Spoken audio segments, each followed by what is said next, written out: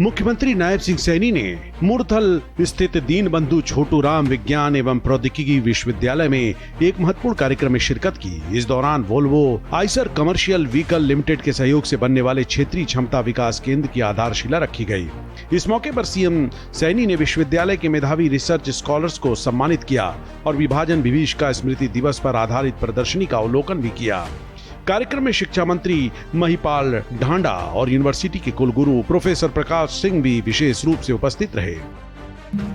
मैं विशेष तौर से EV commercial vehicle limited Volvo समूह और आइसर मोटर्स के इस संयुक्त उद्यम की विशेष रूप से मैं उनकी सराहना भी करता हूं, उनको बधाई भी देता हूं कि आपने उद्योग और अकादमी जगत के बीच विश्वास का एक नया सेतु बनाने का काम आपने किया है।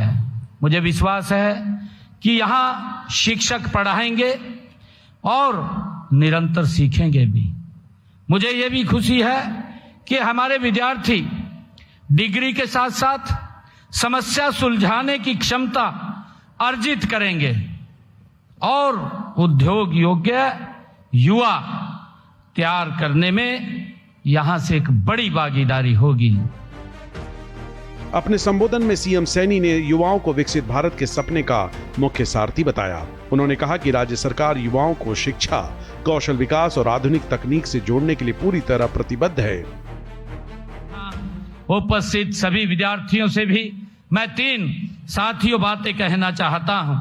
पहला, आप जीवन भर सीखते रहें, क्योंकि तकनीक बदलती रहती है, तकनीक एडवांस होती रहती है और सीखना ही हमें प्रासंगिक रखता है।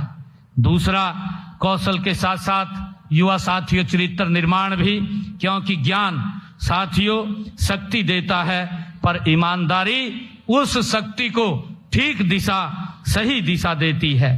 साथियों, तीसरा, हमारा जो हम सीखते हैं उसका कुछ अंश हम समाज को जरूर लौटाएं, क्योंकि सफलता का सर्वोच्च रूप सेवा है।